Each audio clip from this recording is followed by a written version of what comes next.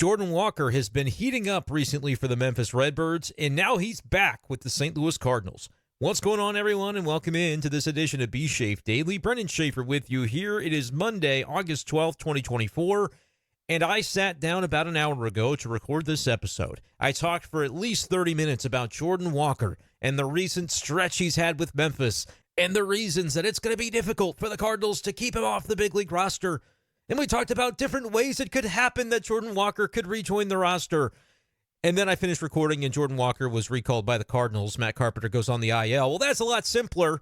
Wish I'd had that news about an hour ago. Anyway, deleted the majority of it, but I want you to hear. I clipped this off just so everybody could hear what I was saying, what my thought process was. The clip you're about to hear was recorded before the Cardinals called up Jordan Walker, but you're going to hear that I was kind of anticipating it coming. Let's have a quick laugh at my expense, and then we'll get into the decision by the Cardinals to bring up Walker right now when they did. And I don't know the exact way that Walker is able to get plugged in. It probably, honestly, comes via injury. Someone gets hurt in the next 3 weeks. Wow, Brenden, you don't say. That's brilliant. Oh, bravo. Good job figuring that one out, Sherlock Holmes. Anyway, here's the rest of what I had to say. Until that happens, it's kind of hard to find the spot for him. I am sure he would come up as a September call-up at the latest, especially if he continues to hit the ball like this. The pressure is going to begin to mount even more for Walker to make his appearance. But I certainly think, I'll give you the numbers just as a parting thought for Jordan Walker's conversation as we'll wrap it up here. In August, he's 15 for 43. He's got 3 homers already in the month of August, hitting .349, so he's in for average. On base of .404, he's getting on base. And he's slugging .674. That's really the key to all of this. The power has returned to Jordan Walker's game. Are the Cardinals going to try and see if he can help it return to the Cardinals lineup with a call-up in the near future? We'll see. It wouldn't surprise me, though, to see it before too long, as it starts to feel like everybody's talking about this, and it's really the clamoring for Jordan Walker is beginning to ramp up, and rightfully so. He's doing a great job in AAA. He's a star in the making. I've said the whole time, I still believe Jordan Walker is going to be that dude at the big league level for the Cardinals.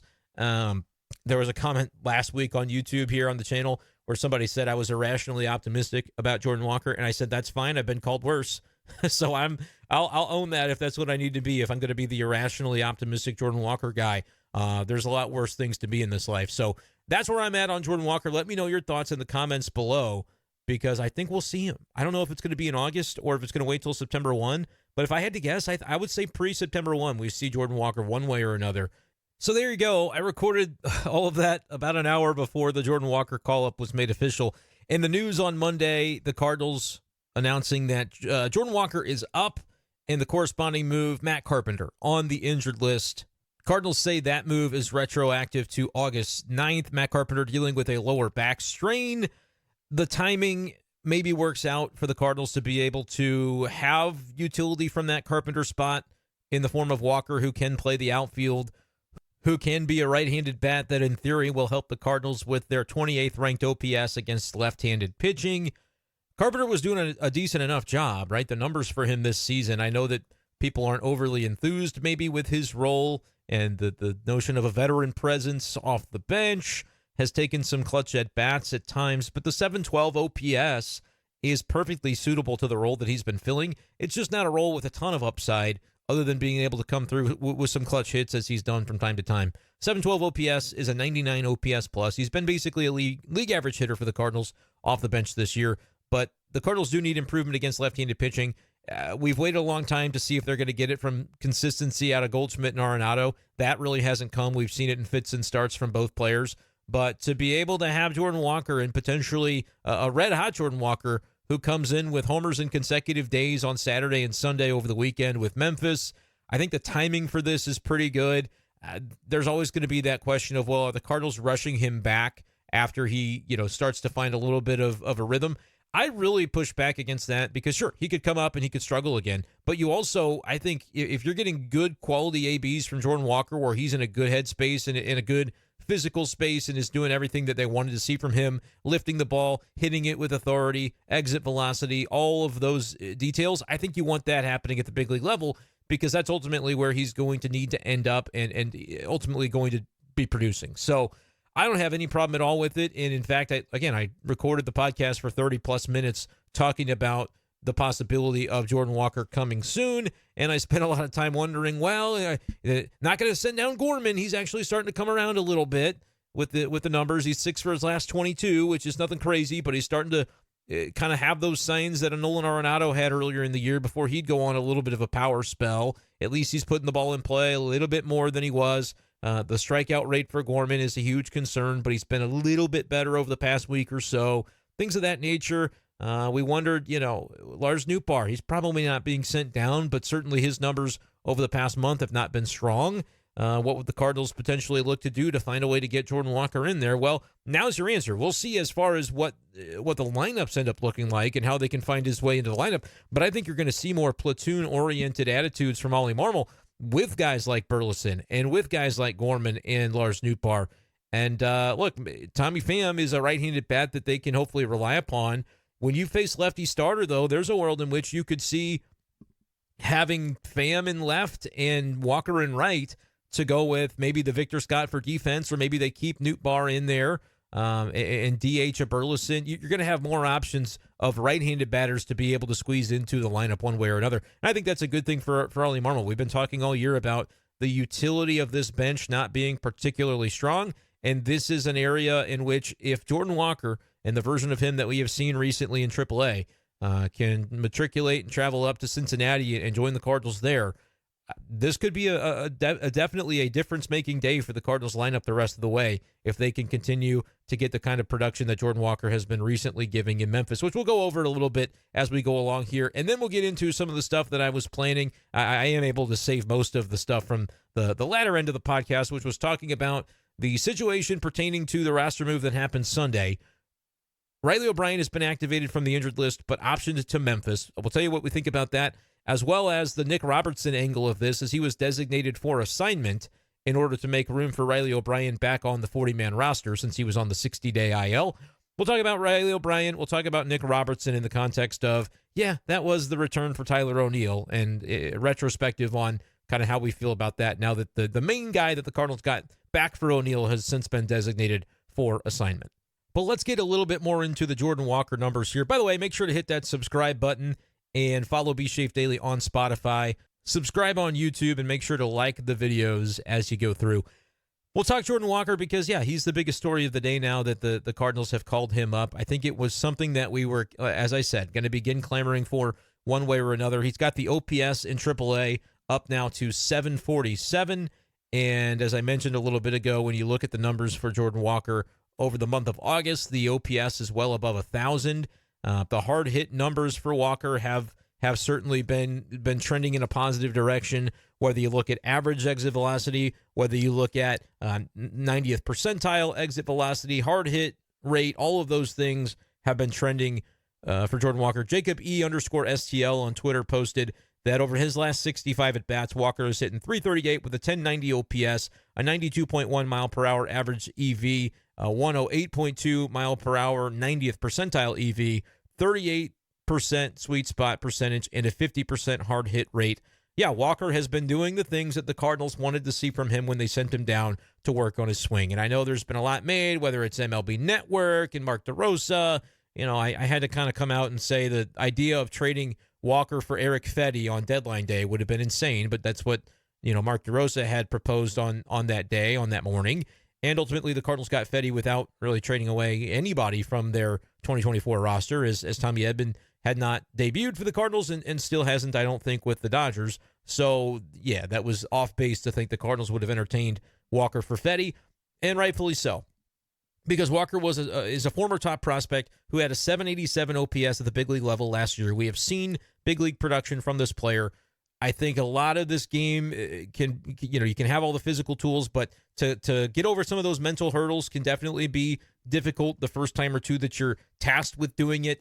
You can look throughout the minor leagues for Jordan Walker, and he really only ever had success. So he's dealing with a little bit of failure now. For not the first time, because it happened a little bit in 2023 as well. But that was an example of him jumping from AA straight to the big leagues and had to, kind of make up for the gap there with some time in AAA. And we're seeing that again from him this year. And it wasn't immediately successful when he went to AAA. But I think that almost should be more encouraging now that it's like, okay, you've had to kind of fight through this a little bit and figure out more about yourself as a hitter, we presume, and what it feels like to go through some struggles and then to be able to come out on the other side of it, as he's got 5 home runs since July 25th. It's really not been a powerful season for Jordan Walker down in Memphis. I think he really went until June 1st without a homer at any level this season in professional baseball. But since then, it's got 9 home runs with AAA, and 5 of those coming since July 25th, I should say, and 2 of them coming within the last 2 days. So the timing feels good. I don't think this is an example of the Cardinals rushing him back. I think it's an example of while he's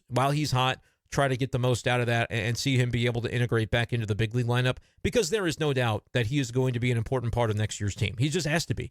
The way the Cardinals are built, they're not looking to be doing this back and forth with AAA thing when it comes to Jordan Walker for the next several years. They're looking to have him be a contributor. And now it'll be interesting to see, what do they do platoon-wise? Do they find ways to get Jordan Walker in the lineup? I think the answer to that is going to have to be yes.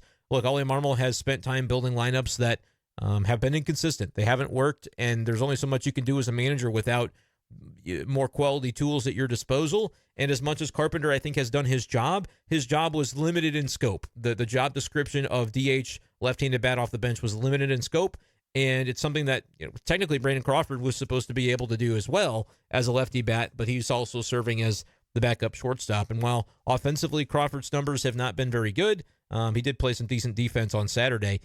This is a situation where having one of the 2 guys be out of the picture, even if just for a little bit, is going to allow Oli Marmol to, I think, explore some more legitimate avenues to having competitive lineups and competitive late-game substitution options. Whatever Jordan Walker ends up being, I would have him in the lineup. Like, he's got to be in there every day for me, whether that means Lars Nootbaar takes some time off, whether it means Burleson is strict platoon, whether it means you're trying to feed back into Nolan Gorman as well right now. So I would want to continue playing him against righties. But I think it's just going to be very interesting to see how Oli Marmol tries to manage it, because he wants the best thing for this team. He wants to find a way to get this lineup to be the robust producing unit that it was supposed to be at the beginning of the season. They're seeing Andrew Abbott on Monday night, left-hander. I assume Jordan Walker is going to be in that lineup, and you won't see as many of the lefties. There will be a Burleson or a Gorman or a Nootbaar or maybe even a Donovan, and there's going to be a couple of those guys that you just don't see. Defensively, does it need to be that Victor Scott is still out there, even if it is a lefty that you're facing? That there's perhaps that possibility. But I'm thinking you're going to see Tommy Pham in left, and you're going to see Jordan Walker in right field. And very well possible that you see Tommy Pham in center against a lefty, and they try to find another way, because then you could go Donovan in left, Pham in center, Walker in right. Is that the best defensive outfielder of outfield alignments that you've ever seen? Maybe not, but I also think it could be suitable enough. Donovan does a great job in left, and I think Walker, although his offense struggled a lot at the beginning of the season, his defense was okay. I think Jordan Walker made strides down there working in spring training at the spring training facilities all off season with Oquendo and trying to improve there. I think it's something that he was able to have a lot of success in doing, and I wouldn't necessarily hesitate to go Donovan, Pham, Walker from left to right this afternoon as Sonny Gray takes on Andrew Abbott. So we'll see what Oli does, but you're going to see Jordan Walker, especially against lefties, and look, if he's able to pick up kind of where he left off in Memphis, you're going to see some really good things out of this young player. He's only 22 years old. We got to remember that. Feels like he's been around a while, because he has been now, going back to the beginning of last season. But this kid just turned 22 in May. There's a lot of growth yet to happen, and I think we're going to see it from him in St. Louis. As I mentioned earlier in the show, I haven't given up on that. So clearly neither of the Cardinals have, and we're going to see what it looks like from Jordan Walker probably as early as Monday night. So Cardinals fans, let me know your thoughts in the comments on the return of Jordan Walker. Are you excited to see him back? And what do you think he could bring to the table for a lineup that has been looking for a right-handed power bat to add to the mix? And we won't use the phrase that it's just like making a trade, but getting the legitimate version of Jordan Walker back in this lineup, I think, could really help the Cardinals be able to kind of close the gap that they've had between their performance against righties versus their performance against lefties this season. With that all being said from the Jordan Walker discussion, let's talk about players that are actually still in the minors as we go briefly down on the farm.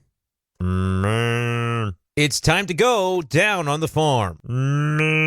Brought to you by Hastings Layers Premium Eggs. You'll be happier than a jackass eating thistle. Huh? We'll also mention from Sunday that Steven Matz made another rehab start for Memphis, and he's looking good, at least as far as the box score indicates. 4 innings, 2 hits, 1 unearned run, so did not give up an earned run, but had an unearned run, struck out 3 across 4 innings with 0 earned runs. and threw 66 pitches, 42 strikes. And nobody walked either. To have no walks is a notable thing, I think, for any starter at the AAA level because of the differences between the AAA and the big league strike zone. So great strike percentage from Matz. Look, I'm not going to ring the bell and say he's got to rejoin the rotation imminently, but they're working him as a starter just to have him be prepared for anything. And look, Palante's last start I thought was still pretty good. I know he walked 4, and that, is not what you want to see, but he's also a guy that's able to work around that. I think if he would have just gotten one more pitch to go differently in that 6th, we're talking about Andre Palante getting through 6 innings and allowing just, the 1 run it would have been at that point. End up with an unearned run charged to him over 5 2/3. Still plenty good. I don't have any issue with Andre Palante in this rotation, and the reason they lost on Saturday was the bullpen. Fernandez gave up the 3 runs. Granted, Palante had allowed some guys to be on base before he left the game, but I thought he pitched perfectly fine. And then that inning unraveled with some Tommy Pham errors and then the home runs. And John King gave up 1. Armstrong gave up a couple of runs late, and they lose that game. Cardinals are just 2 games above 500, but they're right in the mix. The Mets are kind of faltering a little bit. The Braves, we have seen be vulnerable. So the Cardinals are certainly in the mix right now, and we'll see what they're able to get going as far as the new series that begins on Monday evening, late afternoon, more accurately, in Cincinnati. Sonny Gray against Andrew Abbott. This would be a big one for Gray to continue the recent stretch that he's got the ability to put together. He has, I believe, 2 consecutive starts with 7 innings, allowing only 2 runs. And look, there was a time this season where you might have said, well, that's not very good. I need shutouts from Sonny Gray. But there's also been times this season where you would more recently have looked at it and said, yeah, we'll take 7 2 every time he pitches. And I think that's the more reasonable way to look at it. He's done it 2 games in a row against Chicago and then the Rays. Can he do it again on Monday and maybe in a winning effort for the Cardinals?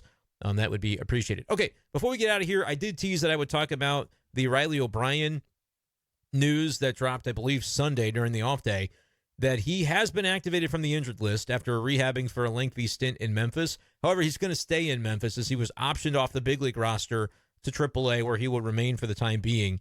His numbers were good during the rehab. 9 games that he has pitched this season in Memphis, 2.25 ERA, 8 total innings, only 5 strikeouts, so not missing a ton of bats. Walks have been a bit of a concern for him, as even in spring training, we saw the live arm, but we also saw command problems. 4 walks in the 8 innings that he's thrown for Memphis this season. Obviously, we haven't seen him with St. Louis since that first game of the year when he came in against the Dodgers, struck out Shohei Ohtani, and did allow a home run in that inning. So Riley O'Brien, I think, is an interesting arm, but the Cardinals for right now are essentially making a decision to keep Kyle Leahy on the roster above O'Brien because they feel like Leahy's kind of a known quantity. They know a little bit more what they're going to get from him. I think with Riley, if you bring him up and you need a guy in that Leahy role that can give you multiple innings, not necessarily always mop up, but just be able to be the bridge in a game that the starter doesn't go as deep, you might need him to throw the 5th and the 6th. You might need a variety of things from him. I think the Cardinals right now trust that Leahy can provide that a little bit more than they can be certain that Riley O'Brien would, simply because I think if walks begin to get the better of Riley O'Brien, you could see a scenario where he's got the live arm, but he's also maybe got a little bit more of an erratic situation to his game, where if you need a guy to go 2 innings and just kind of eat the innings or be able to keep the team within striking distance, maybe they're down 1 and you want to keep it there for the 5th and 6th, I don't know with Riley O'Brien if you're going to necessarily get that. He could be a future closer more so than I would project Leahy ever to be that, but you also need to know you're getting the best version of Riley. So without him having a high strikeout rate in his rehab, I think I kind of feel okay. The walks have been a little bit elevated for him during the rehab. I think I feel okay with the decision to kind of stick with Leahy for the time being and let Riley continue to work on his game down in AAA. The other move, though, was that Riley O'Brien needed a 40-man roster spot because he had been on the 60-day IL. So to get that spot back for him, Nick Robertson was designated for assignment. And now I haven't seen if there has been anything on whether he's been claimed or not to this point. Nick Robertson, of course, came over to the Cardinals in the offseason in the Tyler O'Neill trade, as did Victor Santos, a lower-level minor league pitcher. And the Cardinals have essentially gotten no value for that trade, whereas Tyler O'Neill has obviously gone on to do some very good things with the Boston Red Sox this year. I think he is presently on the injured list, however, and that's just kind of been the story of Tyler O'Neill throughout his career. But a 900 OPS is a 900 OPS, and that's what he has this year with Boston. Has slugged 22 home runs and 342 plate appearances. It has been just a really productive hitter for them. The Cardinals knew this could happen. They knew it was a possibility. John Mozeliak even openly joked about it at winter meetings in Nashville when he was basically saying, we're looking to trade Tyler O'Neill. We talked on the podcast back then about how it was so kind of strange to hear him be as open as he was about it. And it's at that point we knew that Tyler would not be on this roster. Here's my thought on this, and it parallels what we just saw with Dylan Carlson, although I think Tyler O'Neill has much higher upside than Dylan Carlson. Carlson's never really been the home run hitter that O'Neill has shown the ability to be. But it's very similar because the two of them, I think, were just at a certain point on the outs with the St. Louis Cardinals. I'm not saying that was entirely, if we're going to point fingers, I'm not saying it's entirely the organization's fault. I'm not saying it's entirely the player's fault. I think you could probably say that relationships had just kind of, crumbled to the point that it would make sense for both guys to get a fresh start.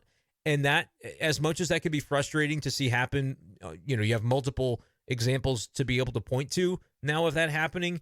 But I just think it was untenable to think that O'Neill was going to come into this season for the Cardinals and play for, try to fight for a roster spot or for opportunity in spring training.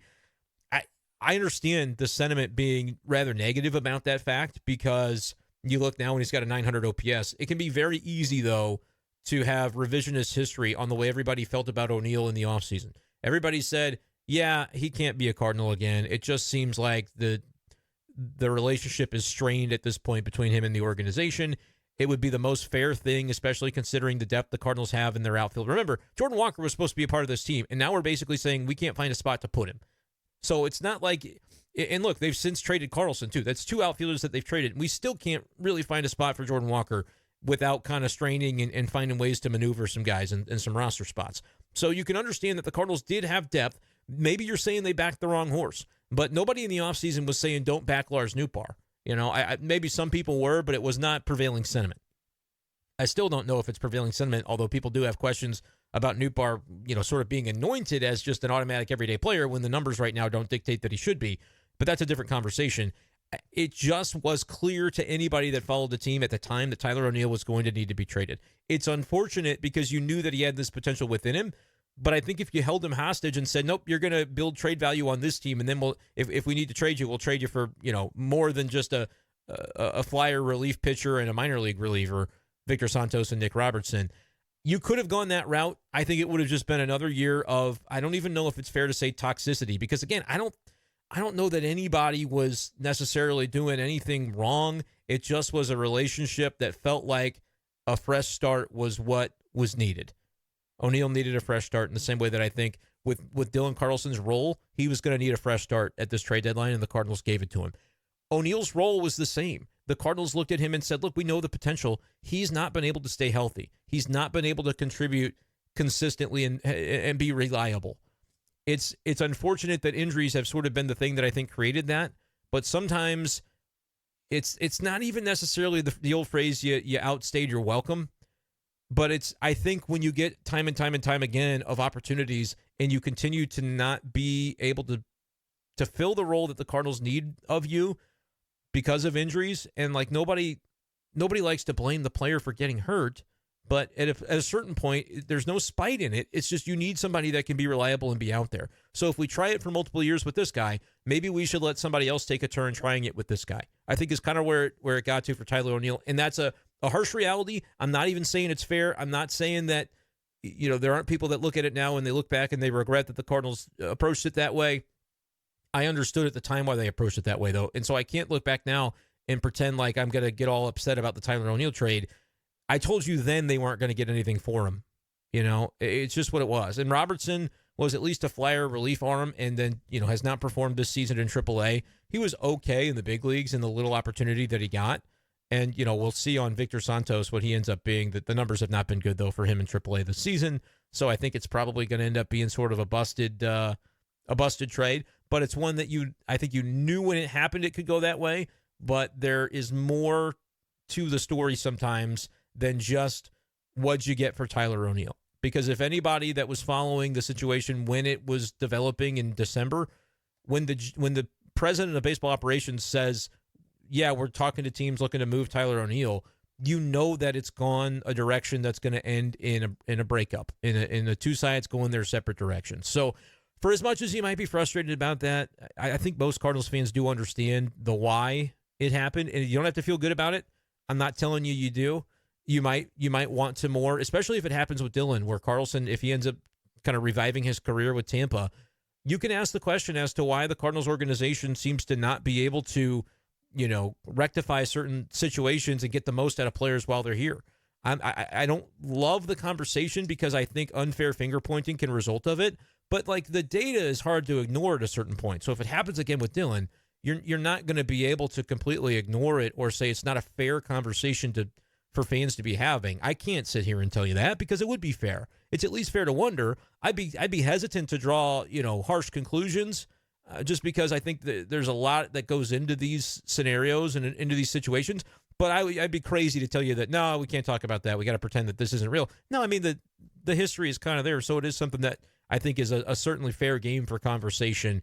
And, different folks will draw their different conclusions. But as far as kind of revisiting the Tyler O'Neill trade now that Nick Robertson has been DFA'd, and we'll see whether he goes claimed or he kind of stays in the organization beyond the DFA period, that remains to be seen. But regardless, I still feel like that was a trade that at the time the Cardinals either had to find a different way to approach Tyler O'Neill internally and maybe that's what people wanted, is like have a hard conversation where you say, look, dude, we have maybe not always had the best situation the last year or two with, you wanted to be a center fielder and we kind of let that try out, but it didn't pan out. And, the thing with Oli Marmol happened last spring that everybody kind of made a big deal of in April. And then there was this notion that the relationship hadn't been repaired, but I think the two sides were ready to go forward and try to get the best situation for everybody last year. But then, August happened where they were in Tampa Bay, and there was a couple of days where Tyler O'Neill didn't want to play because of the knee on the turf, and it was not entirely clear what was going on there. Like, there's enough smoke to say, all right, it just kind of seems like everybody's going to go their separate directions, and that'll be okay. The Cardinals could have done it differently. John Mozeliak could have sat down and said, O'Neill, I know that maybe you're not the happiest here, that we've kind of, had a rough go of it the last 12 months, but we believe that you have potential, and so we're going to expect you to come to spring training, show up like everybody else, and try to help us win. And you could have gone that way, but the Cardinals chose to go a different direction, and they chose to infuse the clubhouse with the types of players that they wanted to build a clubhouse culture with for 2024, and we'll see where that gets them. Right now, they're a couple of games above 500. They're certainly better than they were last year, but like these are all just building blocks. They're all puzzle pieces that they're trying to fit together for a winning campaign. We'll see if it works. But I understand fans are going to have frustrations about the O'Neill stuff, and I'm not blaming you. It's just one of those things that happens in sports, and now the Cardinals are going to have to say, hey, how do we build back better from this to be able to find what we need?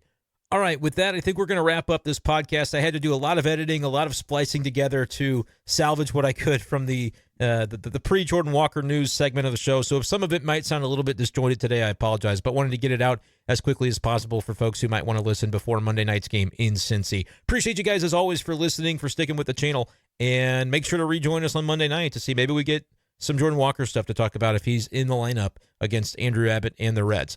Talk to you next time on B-Schaeff Daily. Peace.